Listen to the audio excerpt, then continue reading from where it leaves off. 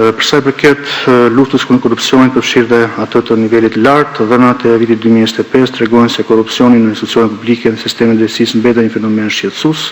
i cili përfshin funksionar vendor dhe administrativ, por edhe prokuror, gjyqtar, punonjës policie e të tjerë. Në këtë drejtim, SPA ka shënuar një rritje për rreth 18% të çështjeve të reja për korrupsion nga 186 në 220 dhe rreth 12% nga 189 në 156 të çështjeve të përfunduara krahasuar me një vit më parë. Ky aktivitet i shtuar reflektohet në dërgimin në gjykatë të 24 procedimeve penale me 124 pandehur për korrupsion jo të nivelit të lartë, si dhe 10 procedime me 13 pandehur për vepra penale të korrupsionit ndaj zyrtarëve të lartë. SPA ka vijuar me vendosmëri hetimin e zyrtarëve të nivelit të lartë me 6 procedime të reja dhe 16 persona të tjerë në hetim. Nga 30 zyrtarë dhe ish zyrtarë në hetim gjatë vitit 2025, rreth 50% e tyre, numri 18 janë dërguar në gjykatë me kërkesë për gjykim. Rreth 10 prej tyre janë dënuar me vendim të formës së prerë, duke treguar qëndrueshmëri dhe efektivitet në ndjekjen e nivelet më të larta të administratës publike.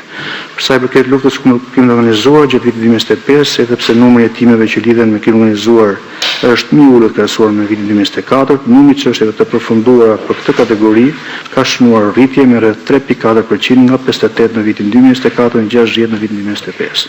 Të dhënat krahasuese për periudhën 2024-2025 tregojnë gjithashtu një rritje me 11.5% të personave në hetim dhe 36.6% të personave të dërguar për gjykim, çka tregon një orientim më cilësor të hetimeve dhe strukturave më të gjera dhe më të organizuara kriminale. Për sa i përket hetimit financiar dhe pasuror, sektori i hetimit financiar ka shtruar funksionin e 12 hetues, ndërsa vijojnë procedurat e rekrutimit edhe për 4 të tjerë,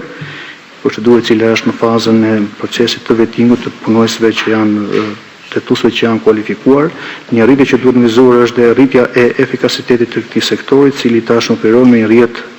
të zgjeruar aksesi në 22 databaza shtetërore dhe private.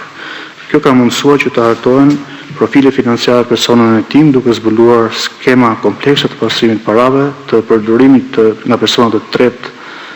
të parave që përbëjnë produkteve penale, transferet e dyshim të jashtë shtetit.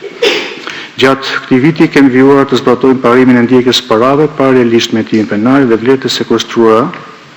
dhe të konfiskuara gjatë viti arrin shifrën prej 45.4 milion euro, ku përfshihet dhe sekuestrimi i kriptovalutave me vlerë ekuivalente prej $14.5 milion ose rreth 12.4 milion euro.